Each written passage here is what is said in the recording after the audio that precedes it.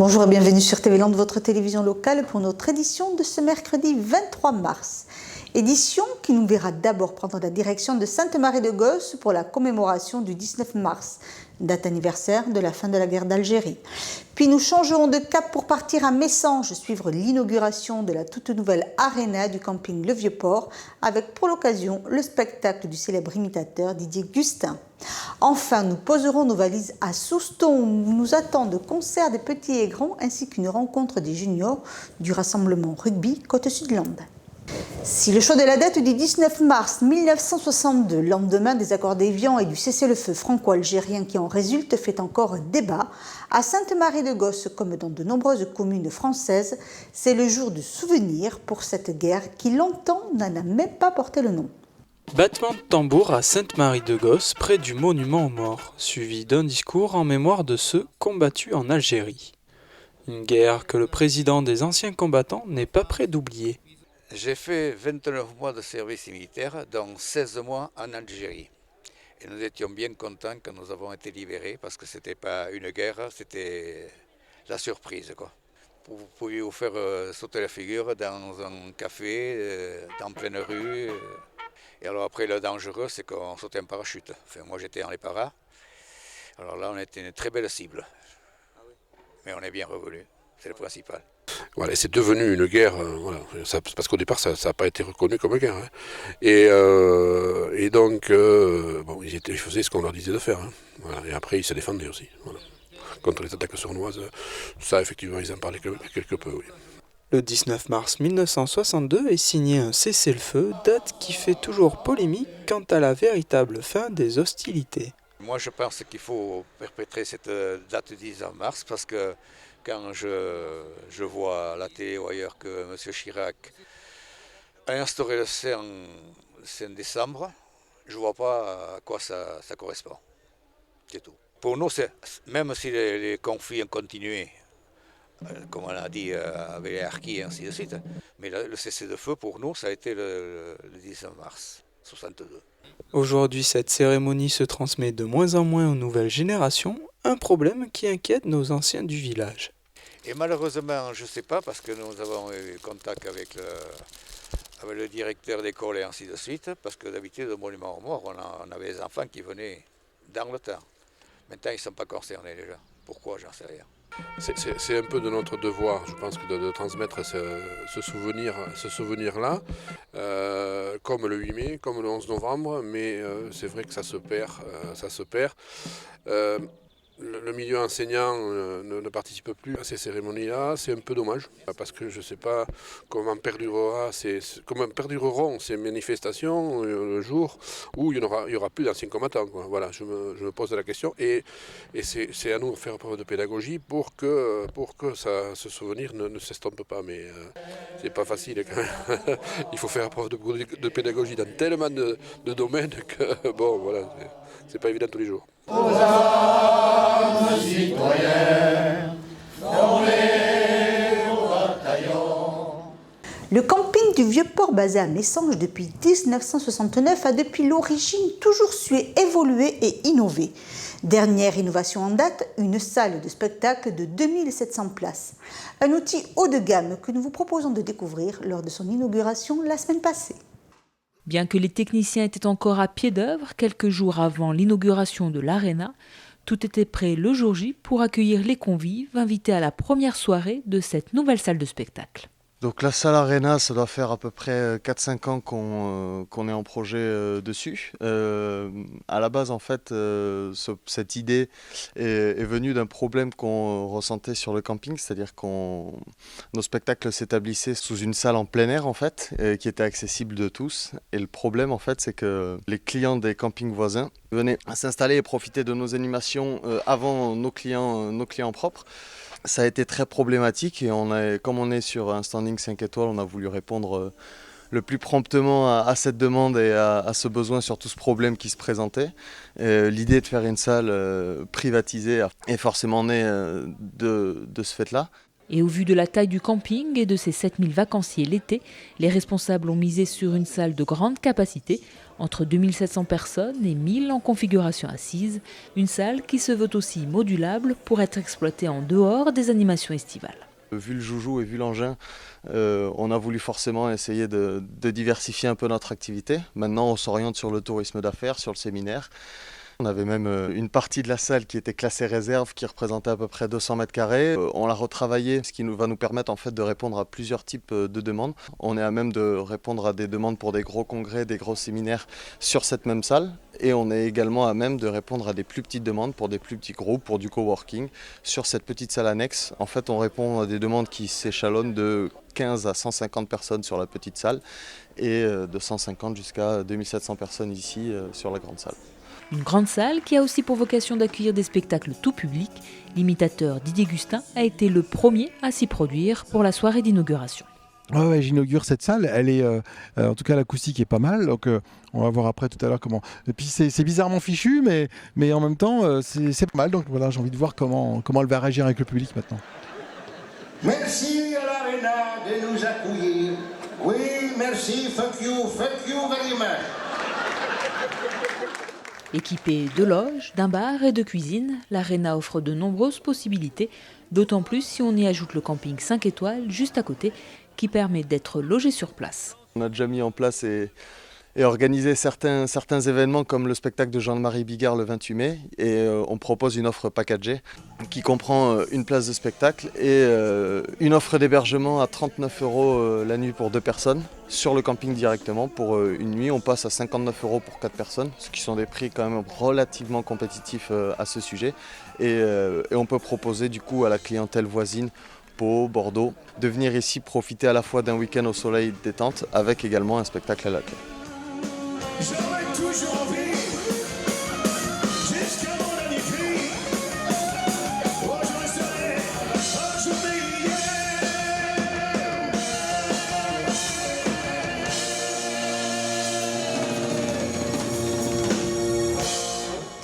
Vachement bien, il y a quelques petits détails, mais sinon l'acoustique est super, on est super proche des gens, et ouais non, c'est un bel endroit. Après Didier Gustin, l'Arena accueillera Jean-Marie Bigard le 28 mai, référence 80 au mois de juin et collectif métissé en août. Informations et réservations sur le site Résasol ou dans les billetteries habituelles. Comme vous l'avez vu dans le sujet précédent, l'imitateur Didier Gustin a eu le privilège de baptiser la toute nouvelle Arena du camping Le Vieux-Port de Messanges. Une première pour ce nouvel écrin basé sous le signe de l'énergie et de l'humour. Pour cette première soirée à l'Arena, Didier Gustin est venu accompagné de 4 de ses musiciens pour jouer son tout nouveau spectacle, qu'il tourne depuis quelques dates, un spectacle très musical.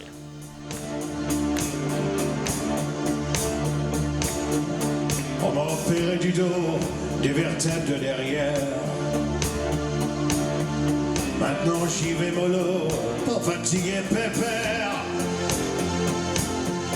L'apéro j'en peux plus, fini les cacahuètes. J'ai viré le Camus parce qu'il avait la peste. Ça va l'Arena? Ah, ça commence à venir. J'essaye de faire comme un concert. Avec tous les artistes français, internationaux, et entre des Sarkozy qui viennent, des François Hollande, des Jean-Marie Bigard, des comiques, que des comiques quoi. Je trouve qu'on passe plutôt une bonne soirée ce soir à l'Arena. Hein? Ça fait bonsoir. C'est un camping de droite, il faut le savoir. Hein? Le village de Tente, c'est pour Hollande qui est un peu plus long. Sur scène, l'imitateur est dans son élément et emmène avec lui les spectateurs avec lesquels il aime jouer et improviser. En improvisant, notamment sur Jean-Claude Van Damme qui peut improviser parce qu'on peut improviser, il suffit de mettre sur le bouton, switcher inside your head, ça veut dire dans la tête, le bouton de la tête. Souvent, les gens ont des boutons, mais fort forcément sur la tête. Ok, tu comprends. Ok, voilà. Et en improvisant comme ça, des fois, on trouve des trucs et c'est marrant, quoi. Pour rendre son spectacle encore plus vivant, l'imitateur s'inspire aussi de l'actualité. les académiciens ont validé le fait qu'on pouvait dire maintenant croave. Ils disent pourquoi on dit boivent, boivent, on va dire croave. Donc ils sont ok pour ça. Je me suis dit tiens c'est drôle, parce que moi je peux pas aller dans la rue et dire ouais je suis contre. Ma façon c'est de dire c'est génial. Regardez, bonjour, je suis Francis Cabrel, je t'aimais, je t'aime et je t'aimeras. Voilà. Et je fais toute une chanson où il fait que des fautes de français dedans. Et on voit que ça sonne bien quand même. Ou le retour de Renaud, moi je dis, tiens Renaud était tranquille en train de picoler avec ses copains, avec ses potes dans le sud de la France, et il y a un mec qui s'est dit, tiens on va produire Renaud. Mais Renaud, moi je pas que ça à faire. Enfin, donc je me suis mis un petit peu dans la peau de Renaud, et c'est bon d'accord, si on fait la tournée des vins, d'accord, mais bon... Toujours du blanc, à peine debout, dans le Luberon, je bois comme un trou. J'aime bien glander sous les oliviers, avec mes potes, j'aime picoler. Grâce au métier et au talent de l'humoriste, le spectacle inaugural de l'Arena a été un succès. Il y a fort à parier que beaucoup d'autres suivront. C'était un petit peu déconcertant au départ parce que c'est des tables et puis après les gens étaient plutôt, il y avait des espèces de manches debout derrière où il y avait des chaises hautes, les gens préféraient plutôt être à cet endroit-là plutôt que devant, et après j'ai fait revenir. Bon, j'étais un peu imposé donc enfin, je vais saluer un petit coup. Ça... Le prochain artiste à fouler cette nouvelle scène de spectacle, ce sera Jean-Marie Bigard le 28 mai. Bah voilà, je t'embrasse, Jean-Marie c'est mon frère de scène donc il va faire un carton ici. Partons pour Souston à présent. En première partie de leur concert prévu vendredi dernier à la salle Roger Hanin, les chanteurs Olivier Daguerre et Bertille Fraisse avaient ouvert leur scène à 2 classes de 6e et 5e des collèges de Lynx et de Souston. L'occasion pour ces talents en herbe de restituer les chansons écrites avec le duo tête d'affiche de la soirée. Je mets les points sur les i, sensation, i-obsession, i-génération. Je mets les points sur les i, sensation, i-obsession, i-génération. Je mets les points sur les i, sensation, i-obsession, i-génération. Je mets les points sur les i, sensation, i-obsession, i-génération. Après une semaine de création, 2 classes des collèges de Lynx et de Souston présentaient leurs 6 chansons écrites de leurs mains et accompagnées par Daguerre et Bertille. Chaque classe a écrit 3 chansons. Donc ce qui est assez magique, c'est qu'ils vont chanter leurs propres mots. C'est-à-dire qu'on part le lundi, il n'y a rien du tout, c'est page blanche. Et le vendredi, bam, il y a les 6 chansons. Moi j'adore faire ça. C'est le fait de transmettre une passion, quoi. C'est vraiment ça. Parce que ça prend pas tout de suite, il faut qu'ils m'acceptent, c'est pas évident, hein. Surtout quand tu viens avec un bout de bois, tu vois, avec une guitare. Là eux ils sont vraiment dans ce qui est en langue anglaise, électro, tu vois, une façon de consommer la musique qui est complètement différente. Et le fait de construire ça artisanalement avec eux, de trifouiller les mots aussi, tu sais, de jongler avec les mots. Et c'est à chaque fois un échange assez incroyable, même d'émotions, puis ils trouvent de super idées, puis on se marre. C'est vraiment cette idée du partage, et hop, on se retrouve ensuite, on concrétise ça sur scène. Ça fait qu'ils partagent, eux, un petit peu notre façon de faire, enfin dans les coulisses de la construction d'une chanson, plus après tout le périple d'avoir ce courage qu'ils ont de monter sur la scène et de chanter. Ce soir, je pars de mon pays. Je quitte la Syrie à la recherche du bonheur. Je m'en vais voir ailleurs. Intervenant auprès des enfants depuis plus de 10 ans, Daguerre les aide à trouver leurs mots, à les mettre en forme, mais leur laisse le choix des thèmes. Et le résultat est étonnamment actuel, allant des angoisses aux vacances, en passant par les relations entre garçons et filles. Ils écrivent par petits groupes, en défendant, c'est une écriture collective, mais par petits groupes, etc. Ils choisissent donc les thèmes vraiment librement, qu'ils peuvent défendre ou qui les touchent. Bon, t'as souvent l'amitié, parle d'amour, mais c'est à leur façon, parce que c'est très difficile de casser sa pudeur, déjà, même pour un adulte, c'est pas facile. Bon, voilà, chez des préados, quoi, c'est très spécial, mais c'est assez actuel. Ils sont assez concernés, parce qu'on a des chansons sur la guerre qui reviennent, chose qu'il n'y avait pas, puisque moi, ça fait un moment que je fais ça, ça c'est assez récent. Donc on peut trouver parfois des chansons assez sombres, mais à chaque fois, ils trouvent aussi une petite chanson avec pas mal d'humour. Donc ils ont les deux, ils ont cette balance-là quand même. Les vacances viennent d'arriver, je vais pouvoir en profiter.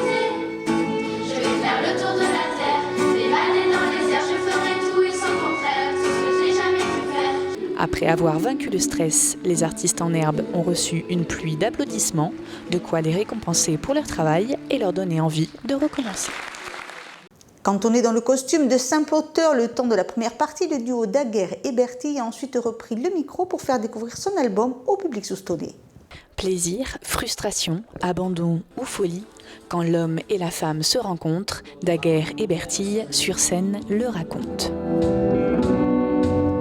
Il traîne toujours boulevard des utopies, coup de haut dans le dos, dans le quartier des naïfs, un peu rouillé, à fleur de peau, notre amour exclusif. On s'est rencontrés il y a 5 ans sur un album précédent qui s'appelait Mandragore, où Bertille intervenait en tant que musicienne et elle chantait un petit peu déjà dedans. Et ensuite on a fait une petite tournée acoustique aussi, que tous les deux, en guitare-violon sur ce projet-là, sur la tournée Mandragore. Et suite à ça, nous est venue l'idée de créer ce projet Daguerre et Bertille pour aller au bout de l'aventure. Voilà, ça nous inspirait des chansons. Donc là, on se retrouve tous les deux sur scène, chacun notre espace, chacun nos univers, et à tisser des passerelles entre les deux, des passerelles musicales, des passerelles de jeu, parce que on a tous les deux en commun l'amour du cinéma, l'amour du jeu d'acteur, et c'est vrai que ce projet se prête à toutes sortes d'échanges. On se balade pas mal dans les différents genres, et toujours avec ce fil conducteur qui sont les chansons d'Olivier et le thème inépuisable de l'amour, du couple, du désamour et de tout ce qui va avec ça, avec les sentiments amoureux. Je pense à t'embrasser, repartir à zéro. Tu penses à l'escalier pour me briser les os. Tu me saoules sans prononcer un mot. Et tu t'écroules, t'aurais dû boire de l'eau. En fait, avec Olivier, quand on s'est rencontrés, très rapidement, on s'est rendu compte qu'on était du même bois, de la même matière, qu'on avançait, qu'on avait un peu les mêmes moteurs, notamment l'amour, le sentiment, l'émotion, le sentiment amoureux. Ce qui fait que le couple, on l'incarne sur scène. Dans la vie, je dirais qu'on est plus des frangins. Nous sommes un vrai couple artistique, c'est sans tricher, c'est une complicité naturelle qui vient de l'artistique. Il se passe quelque chose, il y a un échange, comme ça, une complicité, il y a une vraie complicité. Ouais. Et on arrive à partager nos névroses, tu vois, ce qui est quand même assez... ça, c'est une vraie complicité. Puis c'est comme une propre psychanalyse de nos couples respectifs. Donc on échange pas mal là-dessus. Et ça a donné carrément une inspiration pour écrire ce disque où beaucoup de gens se retrouvent à travers tout un parcours de vie amoureuse, quoi. Pour une balade dans les méandres de l'amour, rendez-vous avec Daguerre et Bertille. Unir ses forces pour être plus fort. Ce vieil adage trouve tout son sens avec la formation des juniors Philippono du rassemblement Rugby Côte-Sud-Land, regroupant des joueurs issus des clubs de Souston, Tyros, Saint-Jean-de-Marsac et de Cabreton-en-Segor. Le leader de la poule se devait de venir à bout de l'entente Chalosse sur son terrain de Goualard et ainsi valider son ticket pour les championnats de France. Résultat en images. Journée importante pour les juniors Philippono de Souston. Samedi dernier, ces jeunes rugbymen recevaient l'entente Chalosse pour disputer un dernier match qui visait la qualification au championnat de France. Ça fait plusieurs années qu'en Philippono, on joue pas grand chose. À chaque fois, on joue le bas de tableau. Et puis là, au fur et à mesure de la saison, on a vu qu'on gagnait des matchs et qu'on pouvait viser le championnat de France. Et donc plus ça allait, plus on avait la pression. Et puis on avait vraiment à cœur de ne pas avoir fait tout ça pour rien, quoi, de se qualifier et gagner le dernier match à la maison. Une première mi-temps favorable pour les juniors soustonnais qui ont su intercepter quelques ballons adverses afin de réaliser plusieurs essais. Malgré les efforts d'en face, lors de la deuxième mi-temps, nos soustonnais ont finalement remporté la victoire d'un score de 26-7. C'était serré comme match, une équipe qui n'a rien lâché en face. Donc il nous fallait à tout prix les 4 points pour se qualifier pour le championnat de France, chose qui n'est pas arrivée il y a longtemps sur les juniors, quoi. Donc on était premier de poule, mais il ne fallait surtout pas perdre. Même s'il fallait qu'on fasse la qualif, on avait à cœur de gagner ce match, parce qu'on avait perdu à l'aller. Et puis, comme on s'y attendait, ils nous ont mis beaucoup de difficultés dans les rucks. Et puis, il y avait des bonnes conditions de jeu. On a écarté, on a réussi à marquer des essais. C'était sympa. Très présent sur la défense, on a réussi à récupérer les ballons et marquer, quoi. Ce qui est bien. Ça les a mis un peu plus à l'aise. Bon, après, on avait un pilier gauche qui ne joue pas pilier gauche à l'habitude. Donc, on avait remodelé un peu l'équipe. Mais ça s'est bien passé quand même. Ça ne pousse pas trop en junior. Donc, voilà. Donc maintenant, comme on dit, c'est que du bonus. On va continuer à jouer comme ça. On a un pack qui est assez costaud, qui avance bien, une ligne de 3/4 qui fait bien circuler avec c'est bien, donc des bons manières de ballon. Donc le but c'est ça, c'est de s'amuser au rugby. Voilà.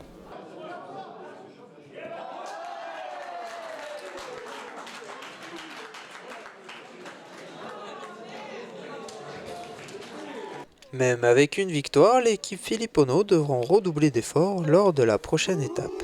Notre entraîneur nous a dit que le groupe allait se resserrer, on allait créer un groupe pour aller le plus loin possible. Donc il y a des gens qui vont être mis sur le bord de la touche. Et donc avoir un bon esprit d'équipe, je pense que c'est le plus important pour aller plus loin. Et donc et bosser encore les tactiques et tout ça, bosser.